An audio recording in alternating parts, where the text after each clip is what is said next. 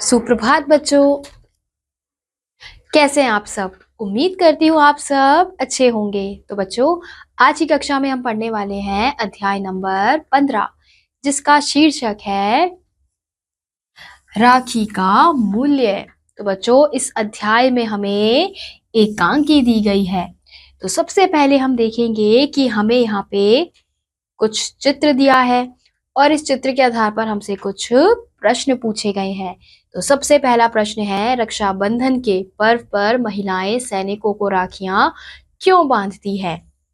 तो बच्चों, हम यहाँ देख सकते हैं कि ये जो महिला है वो अपने सैनिक भाई को राखी बांध रही है। तो वो क्यों बांधती है? ताकि जो उसका भाई है वो उसकी और उसके देश की रक्षा कर पाए। तो इसीलिए वो अपने सैनिक भाई को राखी बांध रही है। अगला प्रश्न है, इस पर्व पर कन्याएं अपने हाथों से राखियां बनाकर सैनिकों के लिए क्यों भेजती हैं। तो बच्चों, इस पर्व पर जो कन्याएं होती हैं वो अपने हाथों से राखियां बनाकर इसलिए भेजती हैं क्योंकि उनके जो भाई होते हैं वो उनके पास नहीं होते हैं। तो इसलिए वो क्या करती है, अपना प्यार दिखाने के लिए वो अपने हाथों से राखियां बनाती हैं और अपने भाइयों को भेजती हैं। अगला प्रश्न है, रक्षाबंधन पर्व किसका प्रतीक है। तो बच्चों, रक्षाबंधन किसका प्रतीक है कि एक भाई को अपनी बहन की रक्षा करनी चाहिए। बहन और भाई के प्यार का प्रतीक है। अगला प्रश्न है, आप किस प्रकार रक्षाबंधन का त्योहार मनाते हैं। आपको इस त्योहार में सबसे अधिक क्या पसंद है। तो बच्चों, इस प्रश्न का उत्तर आप लोग को बताना है कि आप किस प्रकार से रक्षाबंधन का त्योहार अपने घर में मनाते हैं और आपको इस त्योहार में सबसे ज्यादा क्या अच्छा लगता है, क्या पसंद है। अगला प्रश्न है, देश की सीमाओं की रक्षा कर रहे सैनिकों के प्रति आपके क्या विचार हैं। तो बच्चों, जो सैनिक होते हैं वो अपने घर, अपने परिवार से दूर देश की सीमाओं पर होते हैं। क्यों होते हैं? ताकि वो हमारे देश की रक्षा कर पाए। तो हमें उनका सम्मान करना चाहिए और उनके बलिदानों का सम्मान करना चाहिए और हमें ये कोशिश करनी चाहिए कि हम अपने देश को इसी प्रकार से उनकी प्रगति करते रहें और अपने देश को किसी भी प्रकार का नुकसान ना पहुंचाए। क्योंकि जो हमारे सैनिक होते हैं वो हमारे लिए ही देश की सीमा पर खड़े होते हैं ताकि जो दुश्मन है वो हमारे देश पर वार ना कर पाए। तो इसलिए हमें उनके सम्मानों का, उनके बलिदानों का सम्मान करना चाहिए। इसी के साथ हम अपने अध्याय की ओर बढ़ते हैं। धर्म की दृष्टि से रक्षाबंधन गुरु शिष्य के परस्पर नियम सिद्धांतों सहित उनके परस्पर धर्म को प्रतिपादित करने वाला है। संबंध की दृष्टि से यह त्योहार भाई बहन के परस्पर संबंधों की गहराई को प्रकट करने वाला एक दिव्य और प्रसिद्ध त्योहार है। अतएव रक्षाबंधन एक महान, उच्च और श्रेष्ठ त्योहार माना जाता है। तो बच्चों, हमें यहाँ पे एकांकी दी गई है। तो हमें क्या दृश्य दिया गया है? चित्तौड़ के भीतरी भाग में महाराणा सांगा की पत्नियां कर्णवती, जवाहर बाई तथा छत्रानियां थालियों में राखियां सजाए खड़ी हैं। बहनें टीका करके भाइयों को राखी पहनाती हैं और तलवारें देती हैं। तो हम यहाँ देख सकते हैं कि चित्तौड़ के भीतरी भाग का हमें दृश्य दिया गया है कि महाराणा सांगा की जो पत्नियां हैं वो, जिनका नाम क्या है, कर्णवती, जवाहर बाई और छत्रानियां, थालियों में राखी को सजाए और उनको तिलक लगाते हुए अपने भाइयों को राखी बांध रही है और उन्हें क्या दे रही हैं? तलवारें दे रही हैं ताकि वो उनके राज्य की, उनके देश की रक्षा कर सके। फिर कर्णवती कहती है, मेवाड़ में ऐसी रंगीन श्रावणी कभी नहीं आई होगी। भाइयों, छत्राणियों की राखी सस्ती नहीं होती। ब्राह्मणों की तरह हम पैसे लेकर राखी नहीं बांधती। राखी के तारों का प्रतिदान सर्वस्व बलिदान है। जिन्हें प्राण देने का चाव हो वे ही ये राखियां स्वीकार करे। तो कर्णवती यहाँ पे क्या कह रही है कि मेवाड़ में ऐसी रंगीन श्रावणी पहले कभी भी नहीं आई है। और फिर वो अपने भाइयों को कह रही है कि क्षत्राणियों की राखी सस्ती नहीं होती है। ब्राह्मणों की तरह वो लोग क्या करते हैं? राखी को खरीदते नहीं है बल्कि अपने हाथों से बनाते हैं। तो जिसमें भी बलिदान की भावना हो तो वो ही इस राखी को स्वीकार करे। फिर एक क्षत्रिय कहता है, मेवाड़ के क्षत्रियों को यह बात नए सिरे से ना समझानी होगी। माँ, हम लोग सदियों से हंसते हंसते प्राण देते आए हैं। हमारी इस अजेय शक्ति का स्रोत और कहाँ हैं बहनों की राखियों के ये धागे ही तो हमें बल देते आए हैं। तो एक क्षत्रिय उनमें से कहता है कि मेवाड़ की क्षत्रियों को यह बात ऐसे समझ में नहीं आएगी। तो वो कहता है कि माँ, हम लोग सदियों से हंसते हंसते अपने प्राण ऐसे ही देते आए हैं और हमें बहुत ज्यादा जय शक्ति होती है। और ये शक्ति हमें कैसे आती है? बहनों की इन राखियों से ही आती है। बहनों की जो राखियों के धागे होते हैं, इनमें ही बहुत बल होता है जो हम युद्ध के लिए आगे बढ़ पाते हैं। फिर कर्णवती कहती है, धन्य हो वीरो, तुमसे यही आशा थी। अच्छा आओ, राखी की इस मर्यादा में बंधकर प्रतिज्ञा करो कि प्राण रहते मेवाड़ की पताका को झुकने ना देंगे। तो कर्णवती क्या कहती है कि धन्य हो वीरो, तुमसे यही आशा की जा सकती थी। और अच्छा, तो चलो आओ और इस राखी की मर्यादा को बांधकर मेवाड़ को सुरक्षित करो, कभी भी अपने मेवाड़ को झुकने ना दो। फिर सब कहते हैं, यही होगा माँ, यही होगा। फिर कर्णवती कहती है, मेवाड़ के सपूतों, मेवाड़ के अभिमान तुम ही हो, तुम्हारी कीर्ति अमर है। जाओ, रणभूमि तुम्हारी प्रतीक्षा कर रही है। फिर अभिवादन करके क्षत्रियों का प्रस्थान होता है। फिर कर्णवती कहती है, बहनों, तुम शीघ्र जाकर घर में वीर व्रत की तैयारी करो। जवाहर बाई के अतिरिक्त सब बहनों का प्रस्थान होता है। फिर कर्णवती कहती है, हाँ बाघ सिंह जी, युद्ध का क्या हाल है? फिर बाघ सिंह बताता है, राजपूत वीरता से लड़ रहे हैं, किंतु एक तो हमारी संख्या बहुत कम है, दूसरे शत्रुओं का यूरोपियन तोपखाना आग उगल रहा है, उसका मुकाबला तलवारों से तो हो नहीं सकता। हमें मरना है, हम हंसते हंसते मरेंगे और बहुतों को मार कर मरेंगे। पर दुख है तो यही कि मरकर भी आन की रक्षा ना कर पाएंगे। तो यहाँ पे जो बाघ सिंह है वो क्या कह रहा है? अपनी लड़ाई का हाल बता रहा है कि हमारे जो वीर हैं वो लड़ तो बहुत अच्छे से रहे हैं, लेकिन जो हमारी संख्या है वो बहुत ज्यादा कम है, और जो यूरोपियन के तोपखाना आग उगल रहा है उसका सामना हमारी तलवारें नहीं कर सकती है। अब हमें पता है कि हमें मरना ही है और हम हंसते हंसते मर जाएंगे, लेकिन दुख इस बात का है कि हम अपने मेवाड़ की रक्षा नहीं कर पाएंगे। फिर कर्णवती कहती है, बहुत कठिन प्रसंग है, इस समय मेरे स्वामी नहीं है, उनके रहते मेवाड़ की ओर आंख उठाने का किसका साहस था? उनके आतंक से मेवाड़ के बाहर दूर दूर तक अत्याचारियों के प्राण कांपा करते थे। मेवाड़ की सीमा में तो पैर रखने का साहस ही किसको हो सकता था? बाघ सिंह जी, हमने आपसी वैमन वैमनस्य की आग में अपने ही हाथों अपना स्वाहा कर दिया। तो कर्णवती क्या कहती है कि ये तो बहुत ही कठिन प्रसंग है, क्योंकि ये तो अच्छी खबर नहीं है। तो वो क्या कहती है कि अगर मेरे स्वामी होते तो ऐसा कुछ भी नहीं होता, क्योंकि मेरे स्वामी अगर होते तो जो हमारे शत्रु हैं तो वो तो कांप उठते हैं उनके नाम से, क्योंकि वो बिल्कुल भी अत्याचार नहीं सह पाते हैं। तो अगर वो आज यहाँ पर होते तो जो आतंक की है उनका मेवाड़ में उनकी नजर भी नहीं पड़ती।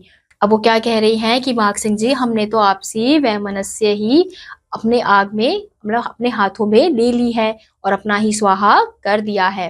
फिर बाघ सिंह कहता है, अब पश्चाताप करने से क्या होता है देवी, अब तो हमें मार्ग बताइए। तो बाघ सिंह कह रहा है कि अब पछताने से कुछ नहीं होगा, अब हमें आप ही रास्ता बताइए। फिर कर्णवती कहती है, मुझे एक उपाय सूझा है।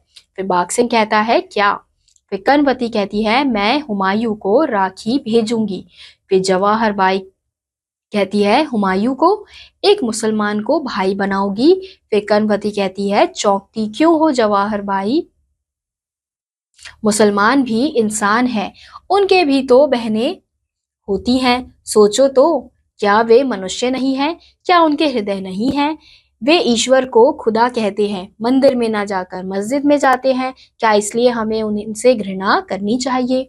तो जब कर्णवती कहती है कि मैं हुमायूं को राखी भेजूंगी, तो जवाहर बाई क्या कहती है कि हुमायूं को, वो तो एक मुसलमान है, तो मुसलमान को तुम भाई बनाओगी? तो कर्णवती कहती है कि इसमें चौंकने वाली क्या बात है, आखिर वो भी तो क्या है, एक इंसान ही है, अब उनकी भी बहनें होती हैं। अब वो क्या करते हैं, मंदिर की जगह वो लोग मस्जिद जाते हैं, वो भगवान को अल्लाह कहकर पुकारते हैं, तो क्या इस वजह से मैं उन्हें इंसान नहीं मानूं, उनसे घृणा करने लग जाऊं? फिर बाघ सिंह जी कहते हैं, किंतु और भी तो बाधाएं हैं, क्या हुमायूं पुराने बैर भुला सकेगा? सिकरी के युद्धों के जख्मों के निशान क्या आसानी से मिट सकेंगे? तो बाघ सिंह क्या कहते हैं कि केवल ये बाधाएं नहीं है, और भी तो बाधाएं हैं। क्या हुमायूं पुराने बैर भुलाएगा? क्योंकि हुमायूं से भी उनकी लड़ाई हो रखी थी, तो इसलिए वो क्या कह रहे थे कि सिकरी के युद्धों के जख्मों को जो निशान उन्हें दिया है हमने, क्या वो आसानी से मिट सकेंगे? क्या वो उनको भुलाकर आपकी राखी स्वीकार करेगा? फिर कर्णवती कहती है, हमारी राखी वह शीतल प्रलेप है जो सारे घाव भर देता है, वह वरदान है जो सारे बैर भावों को जलाकर भस्म कर देता है। राखी पाने के बाद भी क्या कोई बैर विरोध याद रख सकता है? तो कर्णवती क्या कहती है कि हमारी यानी कि मेरी जो राखी है वो शीतल है, प्रलेप है, वो सारे घाव को भर देगी, वह वरदान है जो सारे बैर को भुला देगी। फिर जवाहर बाई कहती है, मुसलमान भारत के शत्रु हैं। फिर कर्णवती कहती है, ऐसा ना कहो, उन्हें भी तो अब भारत में जीना मरना है, हमारी तरह भारत उनकी भी जन्मभूमि है। अब उन्हें काफिले में लाद कर अरब नहीं भेजा जा सकता, उन्हें रहना पड़ेगा और हमें उन्हें रखना पड़ेगा। वे हमें भाई समझे और हम उन्हें, यही स्वाभाविक है, यही उचित है। इस विकट अवसर पर मेवाड़ की रक्षा का और कोई उपाय ही क्या है? बाघ सिंह जी, आप ही कुछ बताइए, आपकी क्या सम्मति है? तो यहाँ पे जो कर्णवती है वो क्या कहती है कि ऐसा मत कहो, आखिर वो भी क्या है, उन्हें भी भारत में ही जीना मरना है, हम उन्हें भाई समझे और वो हमें भाई समझे, इसी प्रकार से हमारा जो भारत है वो आगे बढ़ सकता है और इसी प्रकार से हम अपने मेवाड़ की रक्षा कर सकते हैं, इसके अलावा और कोई उपाय नहीं है। फिर बाघ सिंह जी कहते हैं, हम तो आज्ञा पालन करना जानते हैं, सम्मति देना नहीं। फिर कर्णवती कहती है, अच्छा तो फिर वही हो, भातृत्व और मनुष्यत्व पर विश्वास करके हुमायूं की परीक्षा ली जाए। लीजिए यह राखी और यह पत्र, आज ही दूत के हाथ बादशाह हुमायूं के पास भेजिए। फिर राखी और पत्र देती है। फिर जवाहर बाई कहती है, अच्छी बात है, हम भी देखेंगे कि कौन कितने पानी में है। इस बहाने से मुसलमान की परीक्षा हो जाएगी और यह भी प्रकट हो जाएगा कि एक राजपुतानी की राखी में कितनी ताकत है। फिर हम इस एकांकी का दूसरा दृश्य देखते हैं। बिहार के गंगा तट पर हुमायूं का फौजी डेरा, अपने खास तंबू में हुमायूं और उसके सेनापति हिंदू बेग और तातर खां बैठे हैं। एक पहरेदार का प्रवेश होता है। फिर पहरादार कहता है, अभिवादन करके जहांपना। फिर हुमायूं कहते हैं, क्या है? फिर पहरेदार कहता है, खिदमत में मेवाड़ का एक दूत आया है। फिर हुमायूं कहते हैं, मेवाड़ से? अच्छा, यहीं भेज दो। फिर पहरेदार का प्रस्थान होता है। फिर हुमायूं कहता है, मेवाड़ का दूत? मेवाड़ लफ्ज में ही कुछ जादू है। बयाना और सिकरी की लड़ाइयों में भी अब्बा जान के साथ था। राजपूतों से हमारी फौज कैसा खौफ खाती थी। राणा सांगा उन्हें तो खुदा ने फौलाद से बनाया था। उनकी तिरछी नजर कयामत का पैगाम थी। मेवाड़ पर आजकल बहादुर शाह ने चढ़ाई कर रखी है ना। फिर दूत का प्रवेश होता है। फिर हुमायूं कहता है, आओ मेवाड़ के बहादुर। फिर दूत कहता है, अभिवादन करके, स्वर्गीय महाराणा सांगा की महारानी कर्णवती ने आपको यह सौगात भेजी है। फिर हुमायूं कहता है हाथ बढ़ाकर, मेरी किस्मत हिंदू बेग, तुम जानते हो कि मैं मेवाड़ की बहुत इज्जत करता हूँ, जो एक बहादुर को करनी चाहिए। वहां की खाक भी सर पर लगाने की चीज है, वहां के जर्रे जर्रे में बहिश्त है। तो हुमायूं जो है वो देखते हैं और हाथ बढ़ाकर क्या कहते हैं कि मैं अपने मेवाड़ की बहुत ज्यादा इज्जत करता हूँ। फिर तातर खां कहते हैं, दुश्मन की तारीफ करने में जहांपना से बढ़कर। फिर हुमायूं कहते हैं, दुश्मन? हाँ दुश्मन, आंखों पर से तौसूब का चश्मा हटाकर देखो, जिन्हें हम दुश्मन समझे हैं वे सब हमारे भाई हैं। हम एक ही खुदा के बेटे हैं तातार। हाँ देखो तो इसमें क्या लिखा है। जो तातर खां होते हैं वो क्या कहते हैं हुमायूं को कि आप दुश्मन की तारीफ करना तो कोई आपसे सीखे। तो हुमायूं कहते हैं कि दुश्मन अपने तअस्सुब का चश्मा उतारो और देखो, जिसे तुम दुश्मन कह रहे हो वो दुश्मन नहीं है, वो क्या है, वो भी हमारे भाई हैं, क्योंकि वो भी कहाँ रहते हैं, हिंदुस्तान में ही रहते हैं, और एक ही खुदा के हम सब बेटे हैं। फिर हुमायूं पत्र पढ़ते पढ़ते मग्न हो जाता है। फिर हिंदू बेग कहता है, क्या सपना देखने लगे जहांपना, महारानी कर्णवती ने क्या जादू का पिटारा भेजा है। फिर हुमायूं कहता है, हिंदू बेग, उन्होंने सचमुच जादू का पिटारा भेजा है। मेरे सूने आसमान में उन्होंने मोहब्बत का चांद चमकाया है। उन्होंने मुझे राखी भेजी है, मुझे अपना भाई बनाया है। दूध से बहन कर्णवती से कहना, हुमायूं तुम्हारी माँ के पेट से पैदा नहीं हुआ तो क्या है, वह तुम्हारे सगे भाई से बढ़कर है। कह देना मेवाड़ की इज्जत मेरी इज्जत है, जाओ। तो हम क्या देखते हैं कि हिंदू बेग कहता है हुमायूं से कि जहाँपना ऐसा क्या लिखा है उसमें जो आप खो गए हैं। तो हुमायूं कहता है कि सचमुच इसमें तो जादू का पिटारा भेजा गया है। मुझे क्या भेजा गया है, राखी भेजी गई है। मेरे इस सोने से महल को उन्होंने चमका दिया है। तो वो क्या कहते हैं कि जाके कह दो कर्णवती जी से कि भले ही मैंने उनकी माँ के पेट से जन्म नहीं लिया है, पर मैं उनका भाई हूँ और मैं उनके भाई से बढ़कर हूँ। और ये कहकर वो कहते हैं कि और उनसे कह देना कि अब मेवाड़ की इज्जत उनकी इज्जत है। तो यानी कि वो राखी को ले लेते हैं, अपना लेते हैं। फिर दूत का प्रस्थान होता है। फिर तातर खां कहते हैं, आपके अब्बा जान के जाने दुश्मन की औरत ने।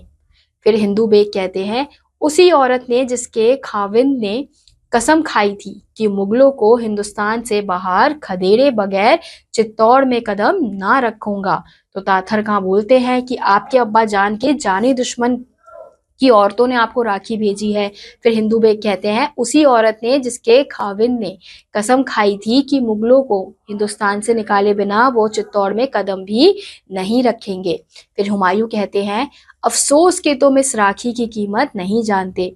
छोटे छोटे दो धागे भी जाने दुश्मन को मोहब्बत की जंजीरों में जकड़ देते हैं।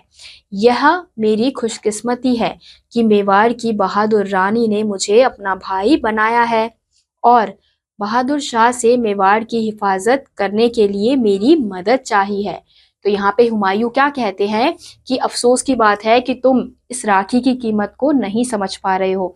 दो छोटे छोटे राखी भी क्या धागे भी क्या करते हैं, जाने दुश्मनों को मोहब्बत की जंजीरों में बांध देते हैं।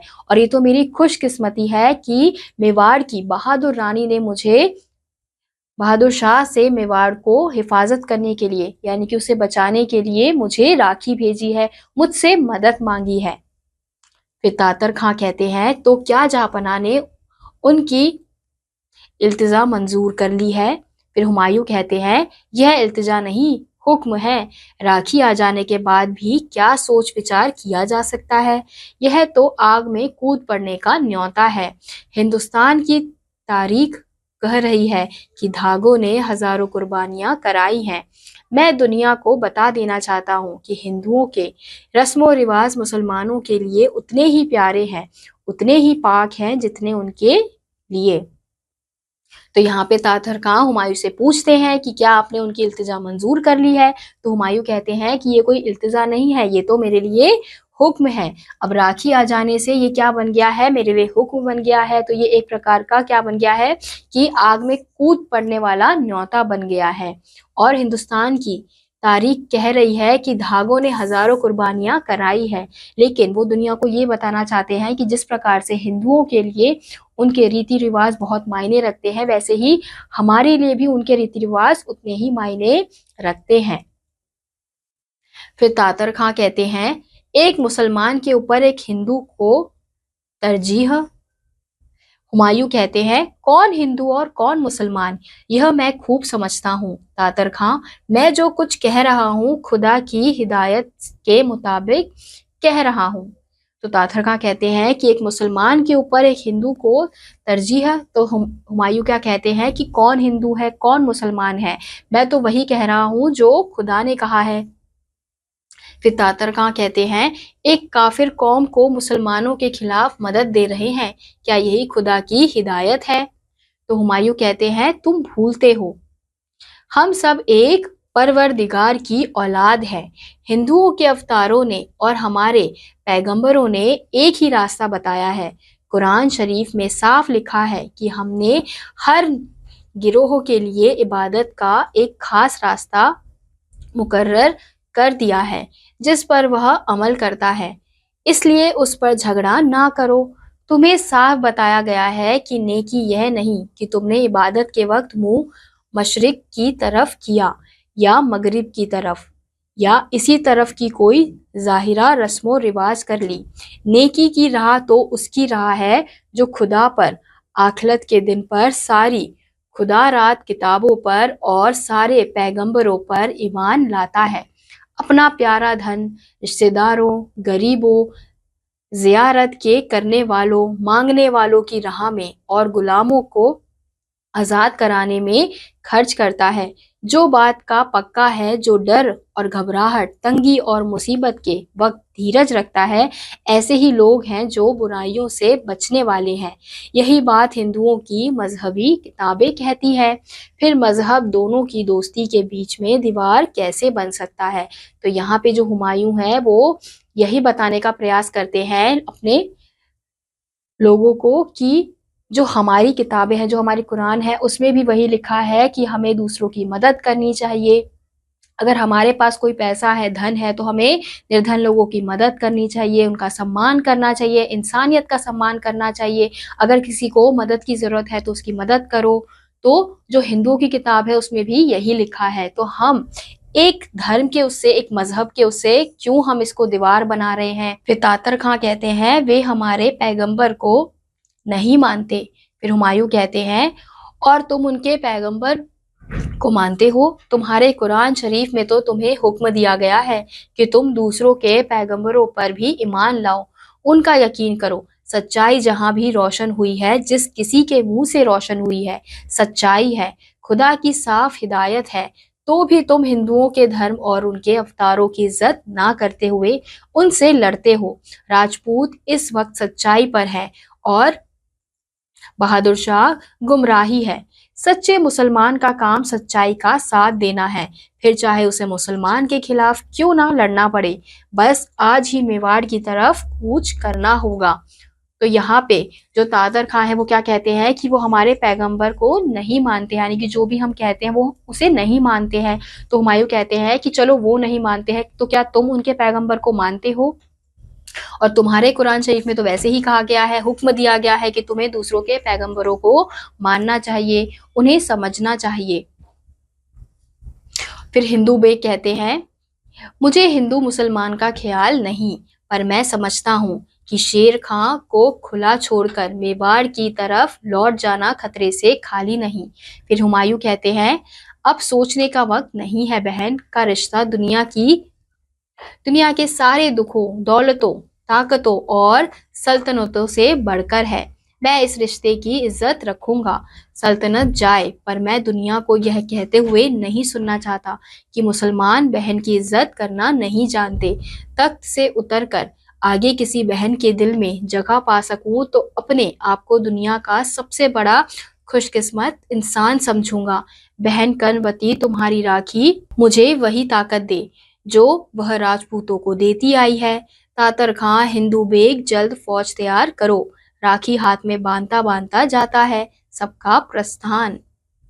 तो हम क्या देखते हैं कि अंत में जो हुमायूं है वो उनकी राखी बांधते हुए चले जाते हैं। वो क्या कहते हैं कि मैं कुछ नहीं जानता, इसमें अगर मेरी दौलत चली जाती है, मेरी संपत्ति चली जाती है, मैं खुद चला जाता हूँ तो मुझे इससे दुख नहीं, लेकिन मैं ये नहीं चाहता कि आने वाली पीढ़ी ये देखे कि एक मुसलमान ने अपनी बहन की रक्षा नहीं कर पाया, उसकी बात को पूरी नहीं कर पाया। तो ये सोचते हुए जो हुमायूं हैं वो लड़ने के लिए चले जाते हैं। तो बच्चों, इसी के साथ आज का यह अध्याय यहीं समाप्त होता है। उम्मीद करती हूँ आपको यह अध्याय समझ आया होगा। मैं आपसे मिलूंगी अगली कक्षा में, तब तक के लिए आप सभी बच्चे पढ़ते रहिए और खुश रहिए। बाय।